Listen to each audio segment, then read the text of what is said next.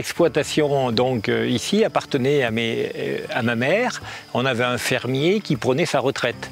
Et j'étais enseignant, moi, Isabelle était laborantine, et on a eu l'envie de retourner au pays, c'est le cas de dire.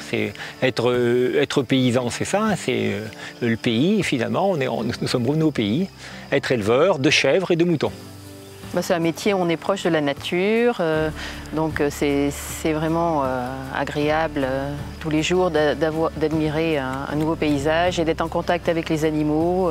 L'amour du métier, c'est d'abord pouvoir vivre de son métier où on veut, et donc c'est la chance qu'on a. Hein. On n'a pas à prendre de métro le matin pour aller au boulot. J'estime qu'aujourd'hui, on peut vivre de son métier. Nous avons 2 enfants qui sont grands, on les a élevés sur nos 95 hectares et nos 700 brebis. Il faut montrer ça aussi, que le métier de paysan, le métier d'éleveur de moutons, c'est vivre, mais c'est aussi profiter de la vie.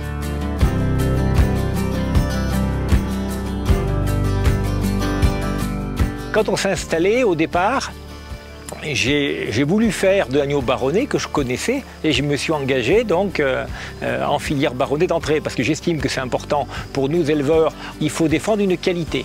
On ne peut pas se battre face à de l'agneau qui vient d'Irlande, de Nouvelle-Zélande ou d'ailleurs. Donc le seul moyen de se battre, c'est de faire une démarche qualité et avoir un agneau estampillé avec une qualité supérieure.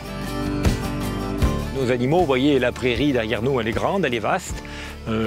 Un point d'eau au fond, des arbres pour l'ombre. Aujourd'hui, il fait chaud, donc ils ont de l'ombre. L'hiver, bien sûr, les brebis, on les met en bâtiment. Et puis toute la belle saison, bien sûr, ils gambadent dans les prés.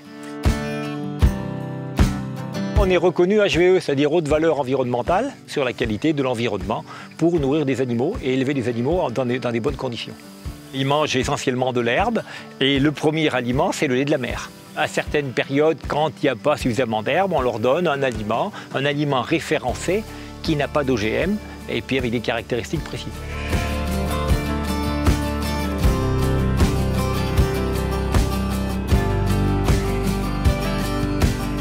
Un bon éleveur, c'est parce qu'il aime ça.